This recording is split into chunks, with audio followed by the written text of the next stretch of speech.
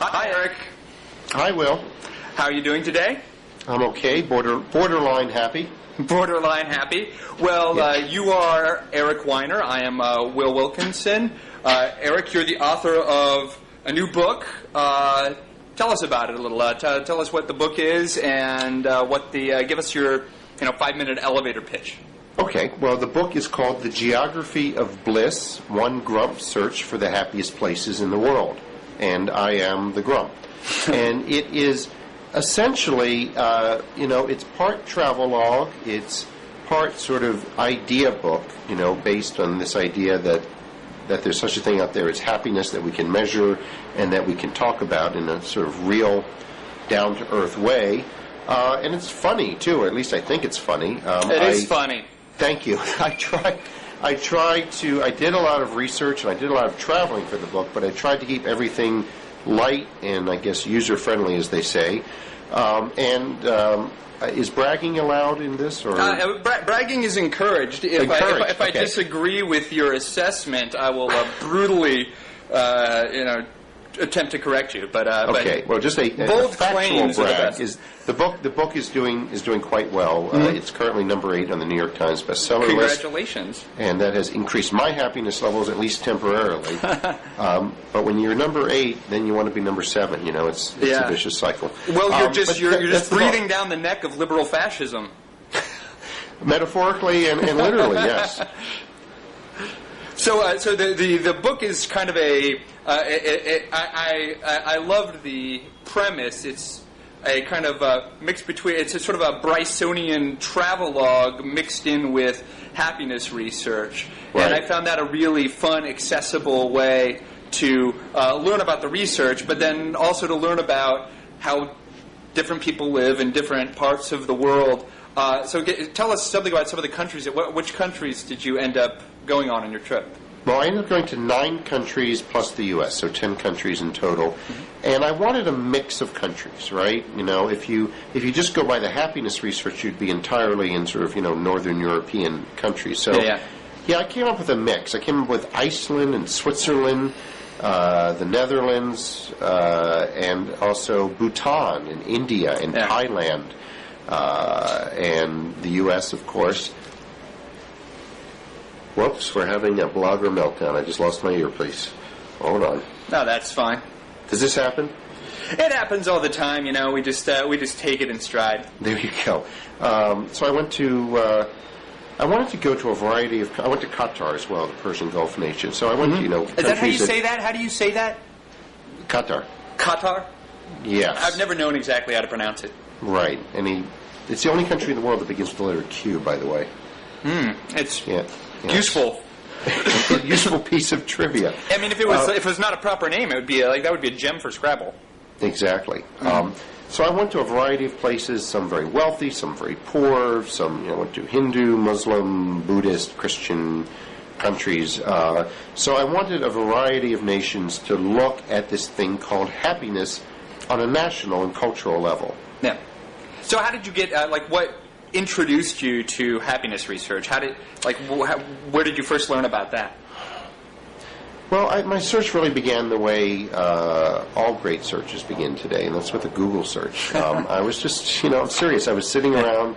I'd been foreign. Let me just back up a second here. I'd been a foreign correspondent for NPR for 10 years. Yeah. And that's a great job. It's a lot of fun.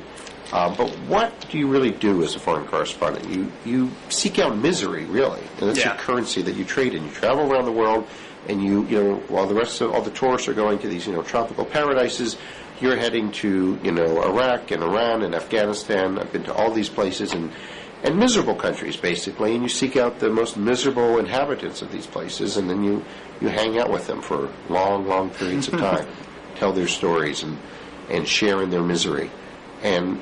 I'm already a bit of a malcontent, and this has sort of dragged me down a couple notches. So I was sitting, at home one day and doing Google searches, and the word happiness came to mind, and I put in happiness, and I wanted some data, so I put in data, and up popped the world database of happiness. Which you've heard of, I know. Most people haven't, and people are always they laugh when they hear that World Database of Happiness, and they think I'm joking and that it's some made-up place, but it's not. It's real. Yeah, whenever I mention it, like in a talk, it's one of those things that you say, the World Database of Happiness, and then you're like, no, really, there is such a thing. And there is such a thing. It's like Dave Barry style. I'm not making this up. Yeah. Right. And so I think your first chapter, you went to the Netherlands, which is the home of the World Database of Happiness, and met Ruud Veenhoven, who is kind of the guru of happiness research. He keeps the database and edits the Journal of Happiness Studies. I've never met Ruud. He's a nice guy. He looks a bit like Robin Williams. Yeah, you said he looked like a Dutch Robin Williams, which is got to be pleasant. And I enjoyed the Netherlands chapter, especially the part on what was the kind of hash that you Moroccan. Moroccan. It's milder than the Afghan. It's mild, and you recommend it. Yes, I do, and this was entirely legal. Number one in the Netherlands, and number two, for research purposes. So if the IRS is listening to this is tax-deductible Moroccan hashish. Yeah, it's science. Somebody has to do it. I did. So you traveled you went from there to Switzerland to and the thing that kept coming up through the book is that different people really live different ways in different places, and there's a kind of way it feels to be Dutch or to be Swiss or to be Bhutanese or... Well, there are different aspects of happiness, or there are different sort of defining characteristics of each culture. And maybe that sounds obvious, but it's true. Like, if the Dutch are happy. Statistically, they come out happy. So I was thinking, well, what is it that defines Dutch way of life? Besides Moroccan hashish, and that is tolerance and permissiveness. Yeah.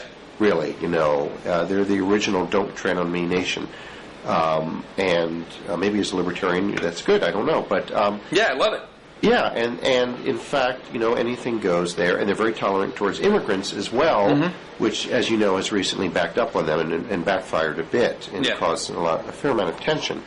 But again, I wasn't looking at the problems in these countries. I would sort of give them lip service, but I was looking at what works. Yeah. And for me, it was tolerance was the defining characteristic. And Ruud Veenhoven, in fact, I told him, I said, a lot of the activities here, drugs and prostitution, etc., would be illegal back in America. And he just looked at me and said, "Yes, I know. Enjoy yourself," and with a little twinkle in his eye. Yeah. So that is their attitude, and it raises the question, a sort of serious question: does tolerance make us happy? And permissiveness, lax drug and prostitution laws, and just tolerance towards different kinds of people. And the answer is clearly yes, up to a point, and it's not clear whether the Dutch have reached, or gone beyond that point with the tension between the Muslim immigrants and the native Dutch. Yeah, you mentioned that in your book, after your time at the so-called coffee house, that maybe I should just do this all the time. Maybe I should do, because I feel terrific. But you mentioned the thought experiment from the philosopher Robert Nozick.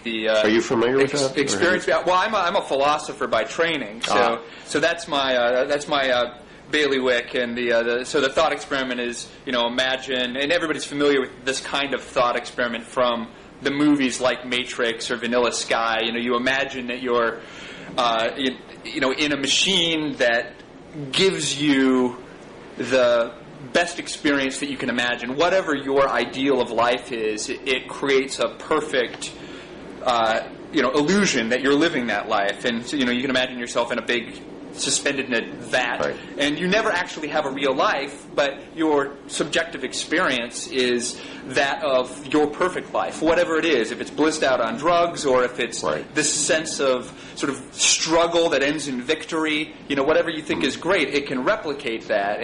But Nozick's intuition is that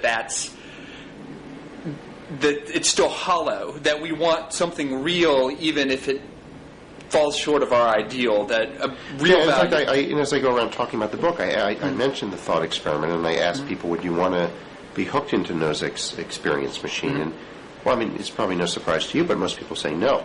They would not want to be. And it gets people thinking about, well, why wouldn't you want that? It gives you, if you think pleasure is happiness, it would give you constant pleasure, infinite pleasure. I don't know. Why do you think most people do say no to that? I actually think that most people say no because they don't actually understand the thought experiment. All my time in philosophy, there's something which I generally call sort of counterfactual retardation, which is that one of the skills that you get in philosophy is actually being able to fully entertain these completely ridiculous counterfactual scenarios. And most people just imagine, you have to, they're like, well, what if somebody pulls the plug, or what if, Yeah, but then you reassure people, you say it's completely foolproof, right? But I think there's something that people, you want to earn your happiness, you want to have a real and not a virtual experience, and that you want to experience disappointment and unhappiness and all that as well. So we say we just want happiness, we just want our children to be happy, but I'm wondering whether we do want that all the time. Well, that's one of the key questions. I think long-time Blogging Heads viewers know that I yammer on about happiness a lot, and that I've written a couple papers on this. And one of the things that as I went into all this research that comes up, that frustrated me about some of the research was this assumption that happiness is the only thing that's valuable. And you see that quite clearly in a lot of the writings of some of the economists and some of the psychologists. Or the ultimate thing, right? The highest thing that you can achieve. Yeah, and I'm sort of a pluralist at heart. I think that there are lots of things that matter, and that beauty matters, and that friendship matters, and that sort of fidelity matters, and freedom matters, and those things don't always cash out in terms of happiness. And so, some people will if you're a writer, right? And I'm a writer, and I think I'd be willing to sacrifice a great deal of satisfaction in order to write one book that I thought was really great. That for you, that is satisfaction, though, right? That is, Well, then it becomes a definitional question. Is like anything that you value then by definition happiness? Because then it seems like the notion of happiness becomes sort of just it becomes a container for whatever you pour into it, and it seems like it ought to have a meaning independent of what you want. So because I don't would it really be like you're a marathon runner? Can you imagine I can't imagine what would lead somebody to do that. So it's grueling, it's incredibly painful, but the sense of accomplishment people get at the end of it is meaningful and valuable. But I'm not sure that to say that what they got was happiness. They got a sense of achievement, which is something else. And meaning. I think most people want to live a meaningful life, even if it's not always a happy one. And that's, I do address that in the book. And sort of towards the end, I'm like, here I've been looking for the happiest places in the world, and maybe happiness isn't the be-all and end-all. But, for lack of a better word, in, the year 2008, that's what we talk about when we talk about the ideal and something we all want to strive for that has this transcendent quality, right? You want to be happy in order to be happy. Or you want money or, relationships or success and all these other things because you think they'll make you happy. But happiness is, and I think even Aristotle pointed this out, right, that happiness is virtuous in itself. It's worthwhile in itself. Yeah. A chain of practical reasoning has to terminate somewhere, right? Like if somebody asks you for your reason why you're doing something, you're like, well, I'm taking this class because I want to graduate, and I want to graduate because I want to get a good job, and I want to get a good job because I want a decent salary, and I want enough money so I can afford a family, and I want a family so I can be happy. Right, that's what. So right, but then why do you want to be happy? And that one you can't answer, right? Right, and so it does have to terminate somewhere. I don't agree with Aristotle that it has to terminate in one thing. I think it's a fallacy to think that everything has to have the same terminus. Could be a whole set of just because values. So it could be like, why do you want to create that beautiful symphony? And your answer might be because it's beautiful. Right. And people say, well, what if that doesn't make you happy? And I think it's intelligible to say, well, so what? Yeah, this is sort of related. I love what the British philosopher Alan Watts says, that only bad music has meaning. And I thought that was good. Because as I point out in the book, people thought, oh, this is a boondoggle. This guy traveled around the world looking for the happiest places. What an easy assignment. And not so much, actually. How long did this take you? I mean, I was just really curious. How long did you spend? About a year and a half from start to finish. And did you self-finance this? This had to be incredibly expensive. No, I had an advance for the project. Nice. I took a year off from NPR because I couldn't, this is not the kind of thing a news organization would back. And it was an unhappy deadline experience I had trying to get the manuscript on time. Yeah. But in terms of it being difficult, I found it difficult to get people around the world to talk about their happiness. And one thing I discovered in reading the sort of linguistics on the subject is that there are many more words in English, and in fact in every language in the world, many more words to describe unhappy states of mind than happy ones. Mm-hmm. And, we have all these words to talk about misery, we're down in the dumps, we're feeling blue, we're grumpy, we're grouchy, we're malcontents. Mm-hmm. There aren't quite as many words to describe positive states of mind. And, I was just thinking out loud, as I do in the book, is that because, we have all these words for misery because we're like the Inuit and they have a dozen words for snow because there's so much of it? Or is it just that happiness has this transcendent quality? As Alan Watts said, only bad music has meaning, and if it's good music or it's happiness, you don't need a lot of words to describe it. I never came to a conclusion about that, but I found that interesting, and again, it was hard. It's easy when you're a journalist. You go out there, you interview a refugee in Iraq or Afghanistan. Why are you miserable? And they just start off and you can't get them to stop. But if someone's happy and you say, why are you happy? It's sort of just, I just am. And that's tough if you're a writer or a journalist trying to tease that out. No, it's hard to know why you feel, it's hard to know why you feel the way. There's a reason that psychotherapists make a lot of money, I guess. Yeah. So what is, maybe it doesn't make any sense, but did you have a favorite country? Was there a place that seemed like the happiest, or did you just find out that there are just so many different forms of feeling good? People say to me, well, can you really say some countries are happier than others? The fine gradations, no. But I think clearly some countries are happier than others. Mm-hmm. I think anyone would agree with that. And the place, because the book is also personal. I'm not a social scientist. I'm a writer and a journalist. I loved Iceland. I fell in love with Iceland. Yeah. And I find myself, as I tour the country, talking about the book, talking a lot about Iceland. And people are fascinated by it because, it's got the word ice in it. So it sounds so counterintuitive that, you're searching, because we think of happiness as, we have this image of paradise as palm trees and beaches and drinks with little umbrellas in them. Girls in bikinis, that's happiness, that's paradise. And as you probably know, the World Database of Happiness would tell you otherwise. The happiest countries are pretty much cold, dark, northern European places like Denmark and Switzerland and Iceland. Mm-hmm. And so I spent a few weeks in Iceland and tried to explore what makes them happy. What was I know your answer from the book. It was... Right. What was your... I forgot exactly what it was that you decided on. Was it that in cold places everybody has to cooperate or everybody's going to die? Yeah, that's the get along or die theory. The get along or die. Yeah, basically go back 100 years in Iceland and picture what life was like, especially in the winter. It's cold, it's dark, you don't know where the next fish or the next crop of vegetables is coming from, so you have to cooperate or you die together. If you're in Tahiti or Fiji, your next meal is literally going to fall from a coconut tree. Mm-hmm. You don't have the same imperative to cooperate. So I think that they retain that today.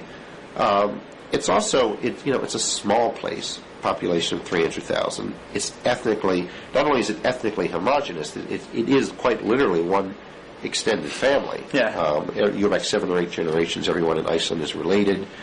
Well, there's only, how many people are there, like 300,000 or something? 300,000, right. Yeah, so that actually brings up a point that I just want to raise, which is that your book is structured around countries, but it's called in search of the happiest place in the world. But places aren't countries, right? There's lots of places in countries, right? And there's lots of and so you got to get on this in your chapter about the U.S. that people move around looking for the right place for them, right? And so it's a good heuristic, I think, to think of let's go find the happiest country. But there's a lot of because like Iceland is the size of a small American city. But it's a distinct culture. But it's isolated, and it really is different. Right, yeah. And it's a distinct culture, and the happiness differences within countries are let me back up. The happiness differences between countries is much greater than within countries. Someone in Reykjavik, is going to have much more in common with someone in. And I can't think of another city in Iceland now. In that other city in Iceland, than they are with someone in New York. Well, a New Yorker is going to have much more in common with someone from Iowa, even though they don't think they do. I don't think that's true, Eric. I think that's. I think it is true. I think a Swedish American in Minnesota probably has more in common with a Swede than an Armenian American in Brooklyn.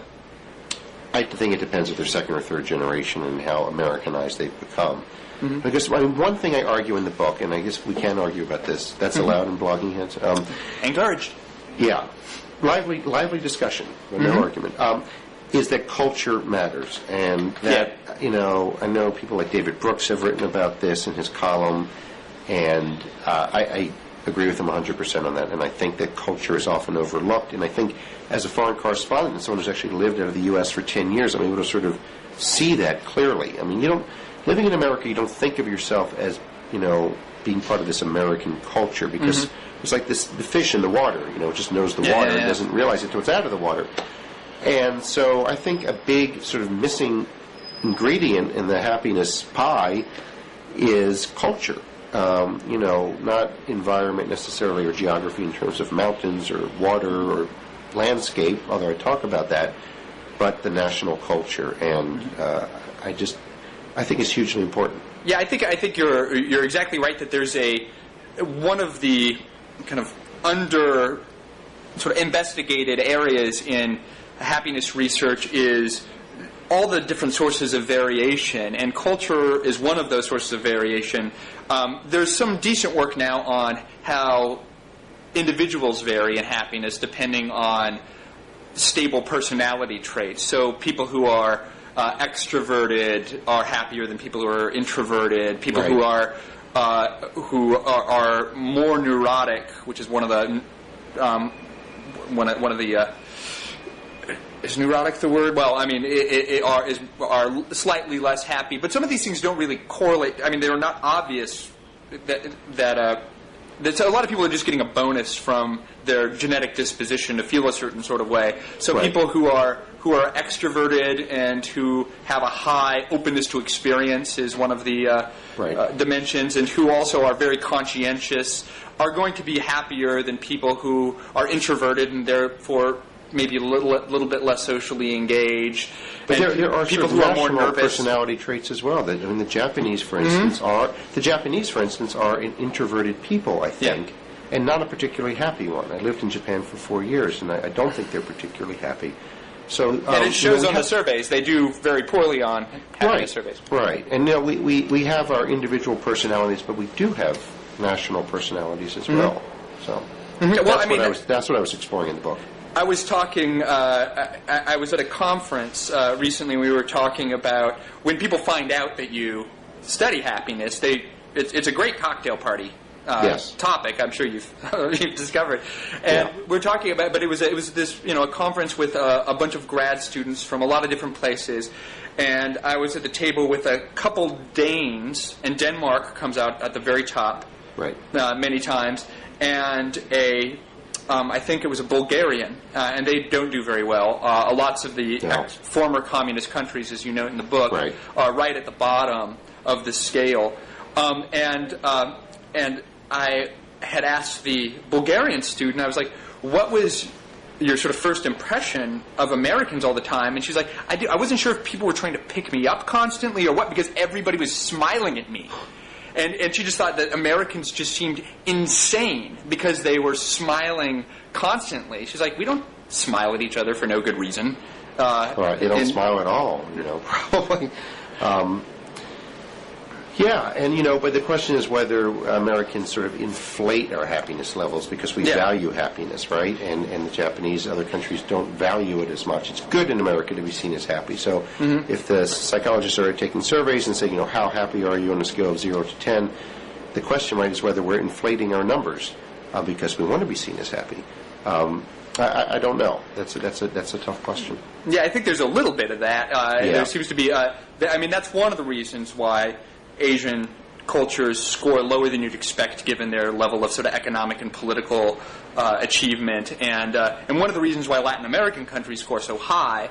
There's kind of stable cultural biases in the way you talk about your emotions, and as you note in your book, laughing Japanese women will often cover their mouths, right? Almost as if it's a little bit shameful to express an overly positive emotion in public. Other people might not feel so happy. You wouldn't want to make them feel bad by sort of lording your good feelings over them, right? Right. Of course, it's all just reflexive and subconscious for them. They just do it. I don't think they've thought it through, but you're right. Mm-hmm. And they're also, there's some work on other kinds of cultural differences. So there's differences between collectivistic cultures and individualistic cultures, and individualistic cultures tend to be happier than collectivistic cultures, but it seems like there's a big trade-off there in that it's not like, as you mentioned, that what really matters is how well you personally match your local culture. So a person who's very individualistic in their disposition, who's in a collectivistic culture, is going to be sort of miserable. So there can be... Right, you need to have a good cultural fit. Yeah. And so you talk about people in your book who are, what did you call them, hedonic tourists? Hedonic. So tell me a little bit about some of the people that you met who had moved to very different cultures, places, in order to find a place that really fit them. Right. I almost think of these people as like transgendered people. You hear about, women who said they were, feel like a woman born in a man's body or vice versa. Mm-hmm. And it's almost like that. I met this young man named Jared, who was living in Iceland, an American. And he had just stumbled across Iceland, literally. He was flying to Europe from Boston on a holiday, and he got one of those cheap stopover fares where, you get a cheap flight on Icelandic Air and you get to spend 2 days in Reykjavik, at no extra cost. And he just fell in love with Iceland, sight unseen, and he wanted to move there. And a few months later, he had found a job in Reykjavik, picked up, and just moved to Iceland. He's learned the language, which is not easy, and he's living there, and he's working in a bank there, and he's exceedingly happy. And there's something about Icelandic culture that just fits with him. Yeah. Yeah. And I met another woman, a British woman, British born and raised, who, from the age of 5, was always talking about India. Never been to India, was always talking about it. And now, of course, she's living in Bangalore and just feels like that's the right culture and place for her. Almost like she was born in the wrong place. Yeah, I like that you had a nice passage. You bring this up in that passage about Jared. And I like the idea, and this is actually a big theme in work that I'm sort of doing now on immigration and mobility, is that, it's just kind of crazy to expect that people are perfectly matched to the mores and culture and opportunities that happen to be where they are, and that given the as the price of moving around goes down and as the gains of moving go up, as there's larger inequalities between countries, create a real incentive for poor people to come to wealthier countries. And you saw a lot of those guest workers in Qatar, most of the whole country. Those people, there's real pressures there to pull people from where they are to places where there are better opportunities, but also to places that just kind of better suit your personality and character. And so I'm kind of interested in the idea of people taking seriously the option of just going someplace else. That you're right, not and stuck. People ask me, should we, they read the book and they say, well, Iceland sounds really happy, but should we just pick up and move there? And, obviously not very few people are going to do that. Yeah. But there's some who do, and I think traditionally we would look at these people like Jared and say, well, they're just running away from their problems or their homeland. I don't view it that way. I've always been a huge traveler, obviously, but I think you can be running to something and it can be a positive experience, because he's not you're running away if you're running away from people. He was running into the arms of something, into the arms of Iceland, and I think that's okay. Let's talk about a couple of the other countries. So one of my favorite chapters was the chapter on Bhutan. Is that how you say it? Bhutan. Yes. Which is a sort of mountain kingdom wedged in between. Where is it? Like between Mongolia and between India and China. India and China. Right. See, my geography is phenomenal. I've not been a globe-trotting correspondent. Now, people, if they've heard of this place, they probably know that it's the place who has, gross national happiness as its official policy. So, what did you find in Bhutan?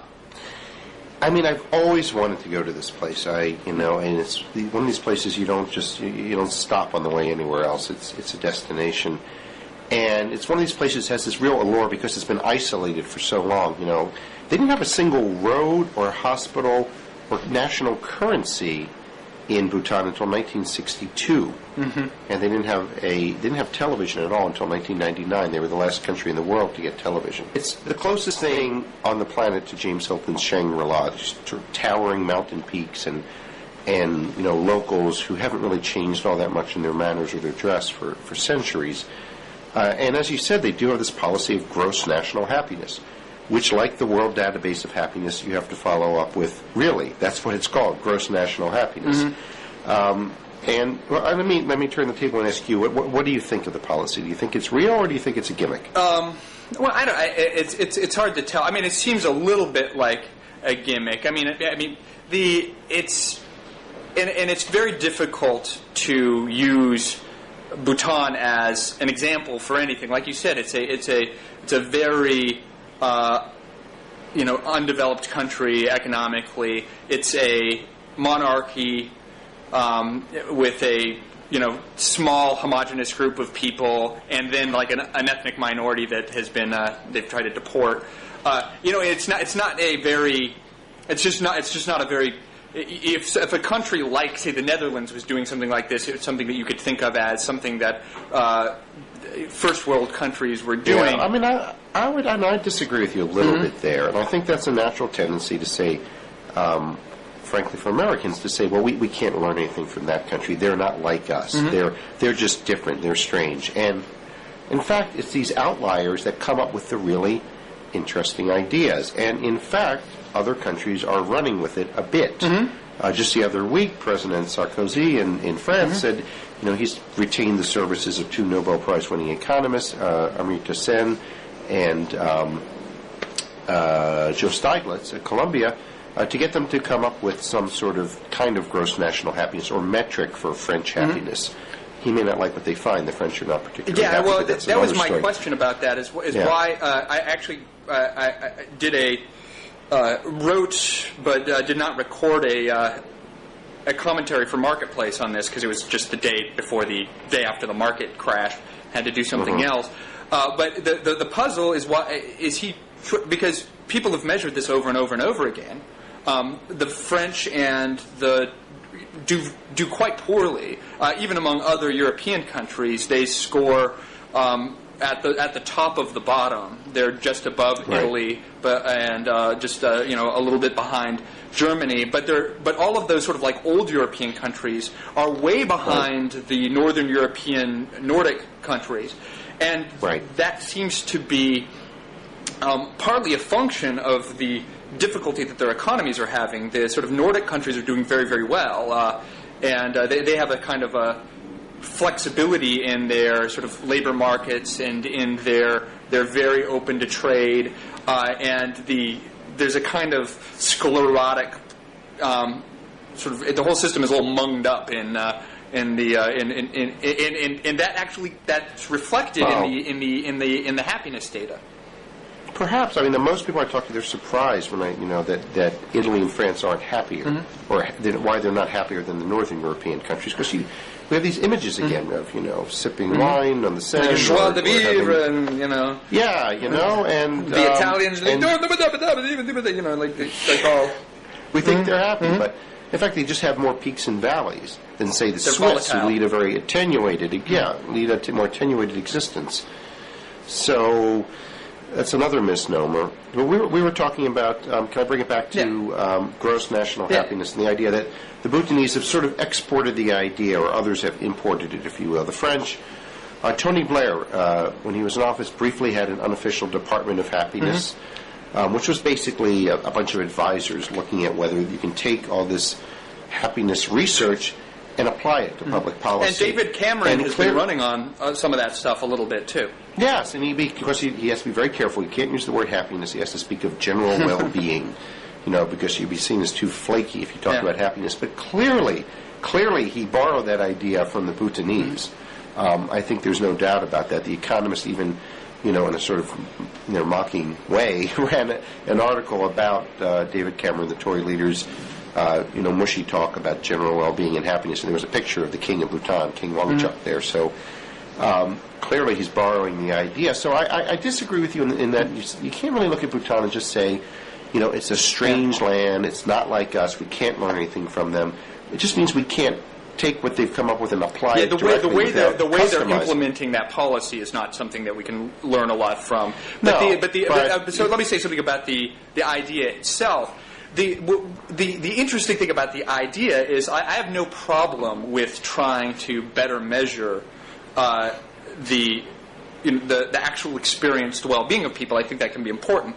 One, like I was saying at the beginning, I think it's important to recognize that that's not the only thing that's valuable, especially in a pluralistic, liberal society. The point of society is not for everybody to be doing the same thing and living the same kind of life. And there can be a kind of technocratic approach to sort of happiness-based policy that assumes that what everybody ought to be doing is optimizing their happiness, and if they're not, they're doing something wrong, and the government needs to kind of help them do what they need to do to be happy. Right. I think that's a big mistake and sort of essentially anti-liberal. But secondarily, when you look at the nation level, what the strong correlates are, there's almost nothing that correlates more strongly with average levels of happiness than GDP per capita.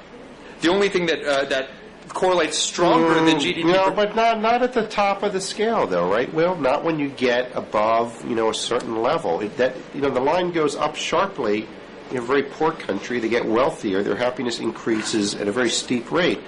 You're right, it doesn't completely level off, but it nearly flattens, and at least the relationship, I mean, like, this is something I read in your book, and this is one of the banes of my life. This is something that I'm here, my purpose is to root it out. The relationship persists all the way up the income scale. I think it probably came out after you finished the book. There's an important paper by Princeton economist Angus Deaton, who is using sort of the largest, most comprehensive, and importantly, most consistent data set that Gallup has compiled in, I forget what it is, 130 some countries, or maybe more.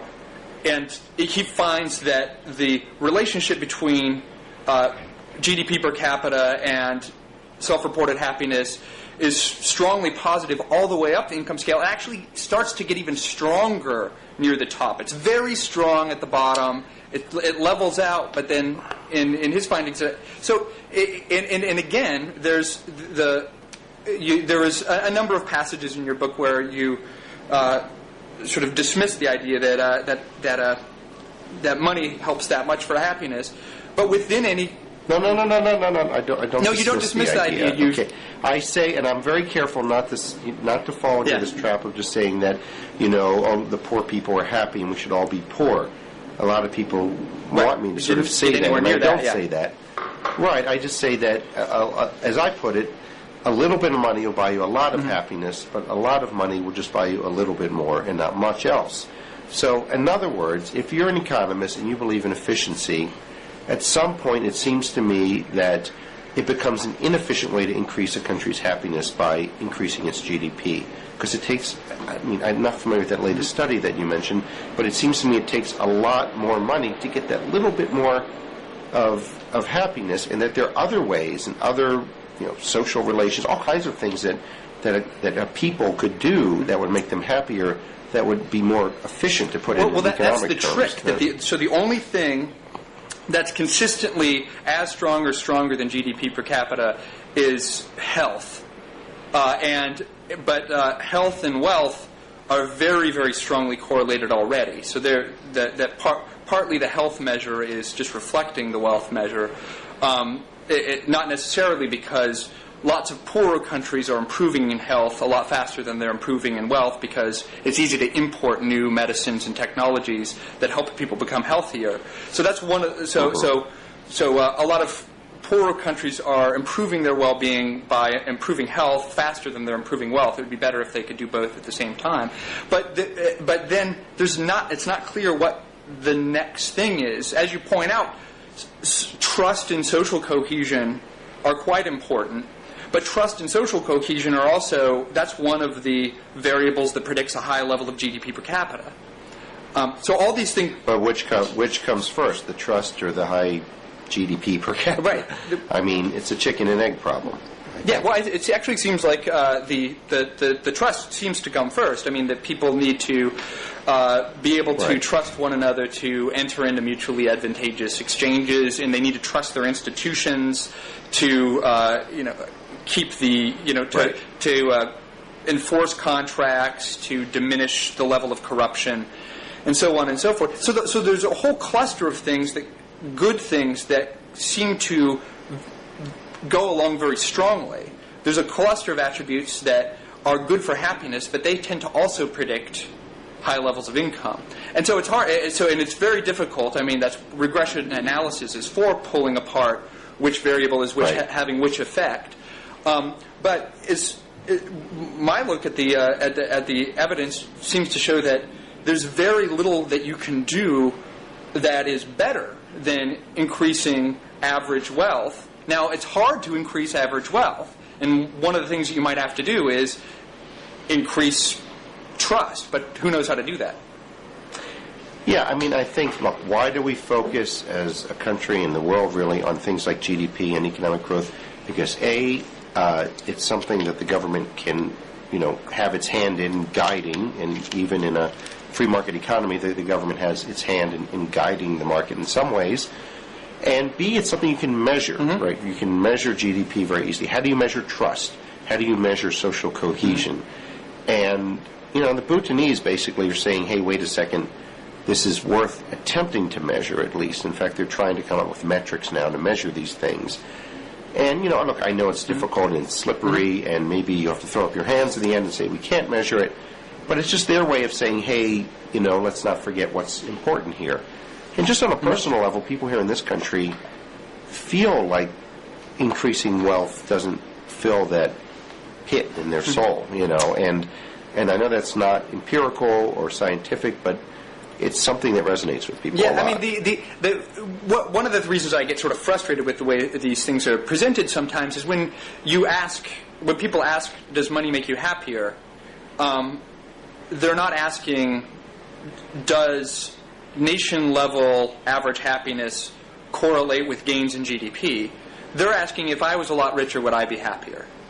On a personal basis. What most people are, and almost all the evidence shows that, and the thing is, there's a lot of variation in different personalities, and not everybody is somebody who'd be better off with a little more money. But the reason I think you see, and within any country, people who make more money tend to say that they're happier than people who make less money. That's true. That's true. And I think the main reason that is that having more money, I don't think it necessarily, if you think of becoming happy as feeling more positive emotions, it might not do that. Because as you know, you get used to the new car and you get used to the new flat screen TV. But what money really does reliably is reduces anxiety. That there are all sorts of problems and worries that people have because they don't have enough. And well, it does create a new set of anxieties, but not as serious as the old set, probably. So, and some of them are like status related. So, like, if you can't afford the clothes that all the other kids at school have, right, that creates a kind of misery that comes from your perception of lower status. That kid really is helped by their family getting more money because he can feel like he fits in. That's a kind of anxiety that money solves. And anybody who's ever had anxiety about, like, collection agencies calling them or worrying about whether they're going to be able to pay a heating bill worried about whether they're going to be able to make the mortgage payment. Just having money really does alleviate a lot of those stresses. But what about most of us? Thankfully, are beyond that. Living so close to the edge. What about people?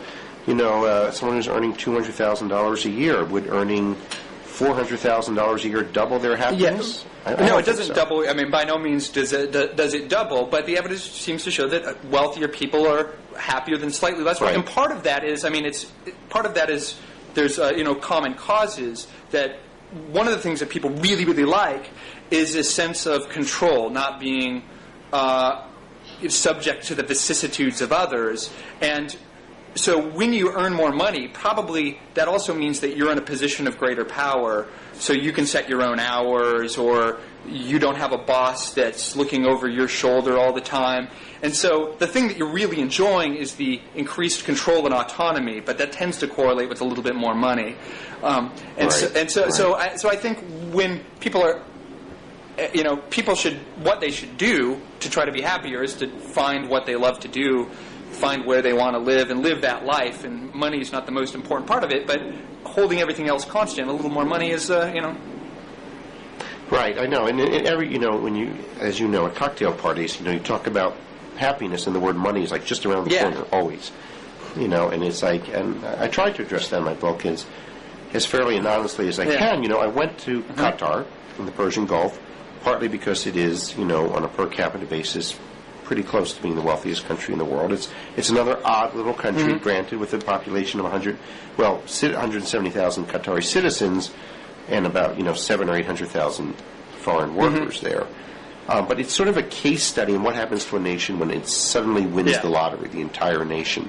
And it's just been flooded with money thanks to the oil and especially the natural gas they have. And I can just see that it has solved a lot of problems but created a lot of new ones. They're no longer scraping a living in the desert sand or diving for pearls as they used to. But the money has put up walls between people. I mean, literal walls, big walls around these huge houses they live in. And, they're able to hire nannies to raise their children, one for each kid. If you have 4 kids, you hire 4 nannies. And so you have a nation of Qatari kids being raised by these nannies, and that's not a happy thing. But, but you talk to a Qatari, you say, would you want to, go back to the old days? And one Qatari woman actually said to me, she said life back then was, it was much harsher but also sweeter at the same time. It's tricky. They don't want to go backwards. I think I think at some point you compared Qatar to like an air-conditioned tomb. Well, that was the five-star Four Seasons hotel I was staying in at the time. Because remember, for research purposes, I needed to experience the immense comfort and luxury the Qataris were living in. So I stayed at the Four Seasons, and I couldn't put my finger on it until one day I was like, this is a tomb. It just felt like death. There was no liveliness. It was comfortable, but it was deadening. And so I had to get out, and I checked into a 4-star. And there was a friend you met there who was like, Qatar has no culture, and you went to the cultural museum, and you were like, oh yeah, it's true. There's like, camel toenail clippings. I mean, I know that sounds harsh and maybe even obnoxious to say this country has no culture, but they really don't. I mean, there certainly is Islamic culture, but Qatari culture, it is an invented nation, and it doesn't have a great history of literature or of music, really. And so now they have all this money, and they're like, well, we're building all these skyscrapers, and they are, and the whole skyline is sort of becoming like a mini Dubai. And they have this great airline now, all with foreign workers, and they want to be on the map. That's a big thing for this country. They want validation. That's what any nouveau riche person or country wants, and they want culture. So they fly in tennis players and singers and authors to read, and they're building 4 new air-conditioned museums. And they're going to try to create a culture. And my friend had this joke that she sees signs around saying, your cultural heritage coming soon, And it's sort of like, you can't build a culture, and you can't buy one either. It just bubbles up. Yeah, I think that's really, really important, and I think that's one of the reasons why having a ton of money doesn't work that great for them, and because partly I mean, cultures are partly a reflection of economic conditions. To be a little bit Marxist here for a second, right? Like the cultures reflect the sort of material conditions of life, and if your material conditions just change overnight, like winning a lottery, that's like you analogize Qatar's oil wealth to, your sort of life is just shocked in a way, and you don't have any kind of organic transition. And I think where like places like the United States are, and a lot of European countries are, is sort of negotiating what a culture of relative abundance means. But these places have come into it slowly over time, and there's an ongoing sort of cultural discourse about what it means to have so much, and what it means to live a meaningful life when you're not trying to eke out your existence from the land. And that's something that I think it's hard for us. There's always a lag. We still haven't caught up culturally to our economic... We're behind the Europeans, and look, the Europeans look at us, we Americans, as nouveau riche and uncultured, and I, as an American, go to Qatar and look at them as nouveau riche. It's all relative, really. There's one But no, another thing that I wanted to ask you about is you mentioned in a couple different chapters, in the Bhutan chapter, in your Iceland chapter, what I think of as this sort of will to believe phenomenon. So you talk about in Bhutan people believing in sort of river spirits, and they have sort of an animistic religion where the sort of whole world is infused with life, and you even mentioned that sort of modern hip Icelanders believing in sort of these sort of dwarves and the little people living in the rocks, elves, and there's this, and you encounter a lot of times people who are seekers, people who are interested in a especially meaningful, engaged life, seem to buy into this idea that sometimes you have to believe something, even if it's not true, and that a kind of Western rationalistic scientific worldview has the tendency to like sap life of its sort of vividity and its enchantment. But it's something short of religion, though, isn't it? And that's what I was speaking of. I met with this amazing guy in Iceland named Hilmar, who's the head of the heathen faith there, and they do have this heathen faith. It's a sort of reinvented or rediscovered religion. It's the old pagan religion of what the Vikings practiced before Christianity, a couple of thousand years ago.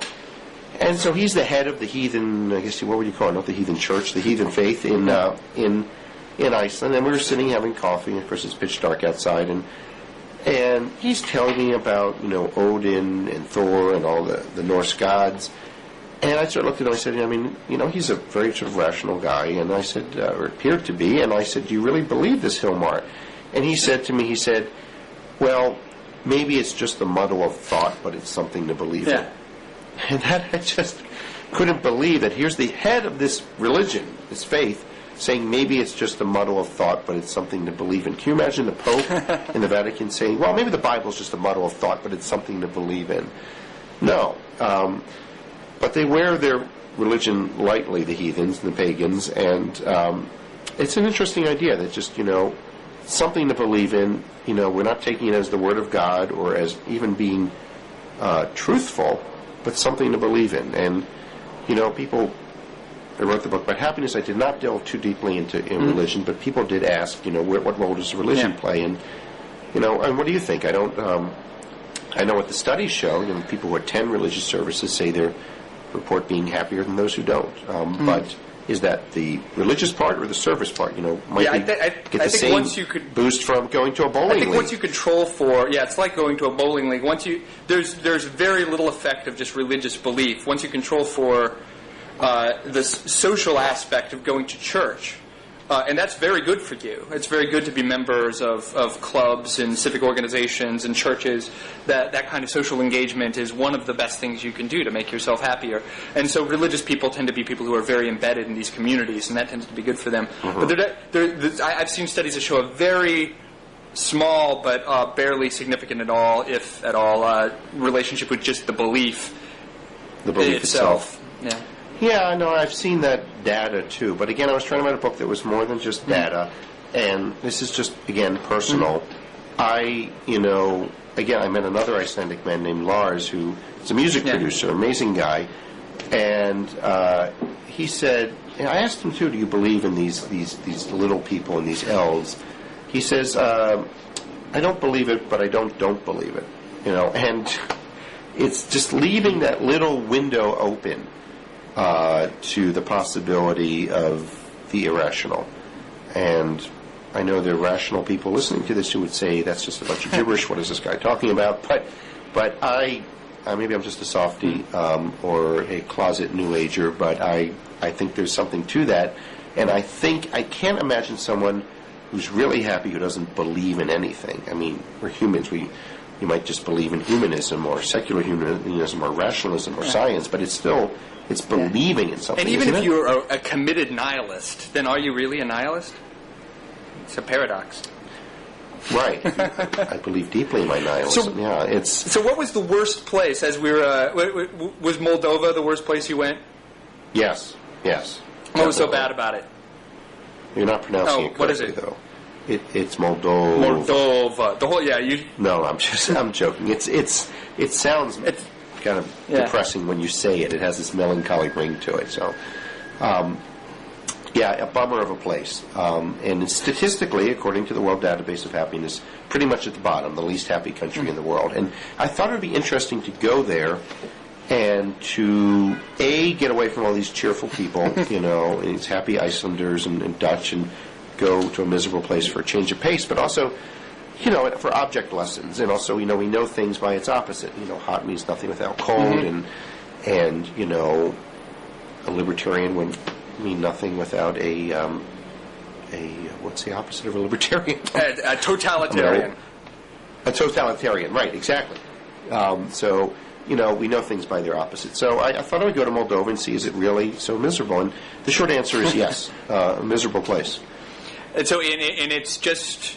because this is a pattern, right? There's a very consistent pattern, and one of the very dispiriting things is that happiness plunged in a lot of the post-Soviet republics after they became democracies. And do you think this is one of those cases of cultural lag, that people's cultures kind of form themselves around the institutions, and when you have this dramatic institutional change, all of these people, like you have a whole country of people who are all of a sudden maladapted to the system that they find themselves living in. That's kind of my... Well, I think what it shows is this notion that democracies will make people happy is wrong and backwards. It's happy people make democracies. And, I think we do have that wrong. And I think that a country like Moldova, there's such mistrust and such rampant envy in that country that there's no way they can form or thrive in a functioning democracy. They just have a shell of a democracy, but the roots don't go down deep at all. And when I went there to Moldova, it's a little embarrassing when you go to a country and they're like, they don't get that many visitors, not that many Americans. So taxi drivers say, what brings you to Moldova? I have to diplomatically say I'm doing happiness research, and he's like, we're happy. Like, actually, no, you're the least happy. You're miserable. Country. Right, and they tend to agree. They don't say, I don't think I met one Moldovan who said, what does the World Database of Happiness know we're happy? No, they all agree they're miserable. But you ask them why, and they say it's because we have no money, we're poor, economic problems. And it's easy to believe that, and I don't want to exaggerate their economic problems. They have, about $1,000 per capita GDP, very low for the edge of Eastern Europe, where they are, but not so low for Tanzania or sub-Saharan African countries. And a lot of their metrics are much better than sub-Saharan African countries, yet they're less happy than many of those African countries. So you can't just say it's economic problems. They're not comparing themselves to Tanzania. They're comparing themselves to Romania and Poland and Germany and France. And so that's what's at play there partly. And partly it is this envy and this lack of trust, which I think is the real root of their unhappiness. Do you think there's a connection there to the sort of communist history? I had a girlfriend at one time who's East German, and I visited her family, and they were talking in this. Maybe you've seen it. What was that movie that came out recently about the Lives of Others. And, yeah, great movie. But her father was talking to me very frankly about this. There are these files now where you can go and see who is spying on you, but they live in a small town, and nobody does it because then you'll find out that your next-door neighbor was ratting on you for years. And that's got to create a climate of mistrust, you'd think.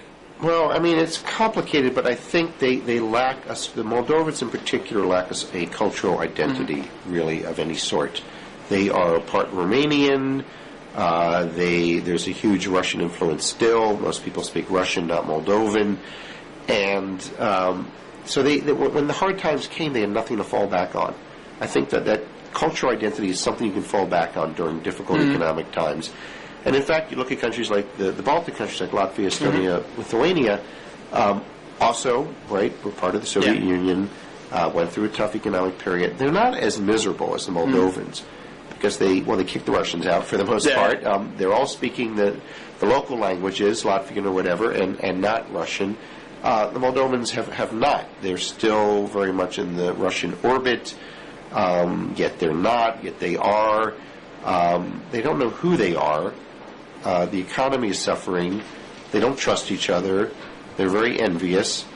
I could tell you a Moldovan joke if we have time. Yeah, we have time for one Moldovan joke. One quick Moldovan joke. So this man's getting a tour of hell, and just sort of diplomat saying, "We're going to show you hell." And he's like, "Here is the Americans. The Americans, they're in this big cauldron, and there's fire and flames, and all these guards making sure that the Americans stay in the cauldron." And then the tour guide says to the diplomat, "And here is the Russian area. Russian, also with this cauldron, flames and molten, it's awful, and fewer guards, but still many guards watching the people." And he's like, "And here is the Moldovan section. And still cauldrons, flames, boiling, but no guards." And the diplomat says, "Well, where are the guards? Who's watching them?" He's like, "Oh, don't worry. If one of them gets out, the others will drag them back in." And that's the Moldovan way. So where's your happy place, Eric?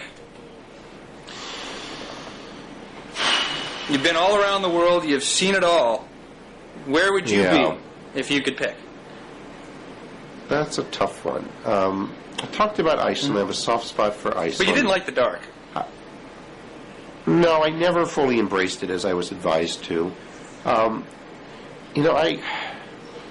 found I probably learned more in Thailand in terms of changing my thinking. Because, as you know, I talk about, and the Thais don't come out towards the very top at all in these happiness surveys, but, Land of Smiles and all that, I had to go there. And, they have these expressions that are just great, like my pen lie, which means basically never mind, let it go. Whatever. But whatever in a, we say whatever here, we're like, whatever. No worries, Right, but they have this idea of, this expression that translates basically as don't think too much, or you think too much. And that got me thinking, because we just... And I realize I'm talking to a philosopher, so I don't know if you're going to buy into this notion that thinking can be bad for you. Oh, that's why I would agree with the idea that it can make you miserable. It really can. Right, exactly. And just because that's why after a while you have to say, I'm going to make a choice. Am I going to think all my life, or am I going to be happy? And do you ever stop thinking, Will? I mean, no, not really. But I realize that it's something. It sometimes makes me a lot more miserable than I otherwise would be, but that's the kind of life I want to live. And the Thais really believe that thinking can be evil, can be detrimental to your mental health. And it turns out, I was doing the research, there are other cultures that feel the same way. The Inuit have similar expressions, and they'll say things like, "Oh, that woman was trying to put a curse on me by making me think too much," or just that very act of thinking can be detrimental to your mental health. Not, we think that, flawed thinking is bad. We have cognitive psychology to get our thinking straight. But the idea that actually the act of thinking was what's making us so damn unhappy, that really made me think, for lack of a better word. Well, it looks like we're running out of time, Eric, but I wish we could have shared more of your stories, because the We could have talked for hours and thought for hours. So I kind of push you into talking about the ideas, but I wanted to emphasize that the book is just it's really funny. I laughed a lot reading it. It's just full of lots of good local colors, stories, and I felt like it was a good travelogue in the sense that it gave me a sense of what it's like to be in these different places, and I've kind of picked out which of the places that you went to that I want to see for myself. So I definitely encourage people to pick it up. Usually I show a book to the camera, but I actually read your book on my Amazon Kindle. So. Oh, is it on Kindle? So I have to. Could you hold up your Kindle I'm holding to the camera? it up, and so they can see the black and white image of your cover. The Geography of Bliss. One Grump search for the happiest places in the world. Thanks a lot, Eric. It was fun. Thank you. It's been a pleasure. Talk to you soon. Bye-bye.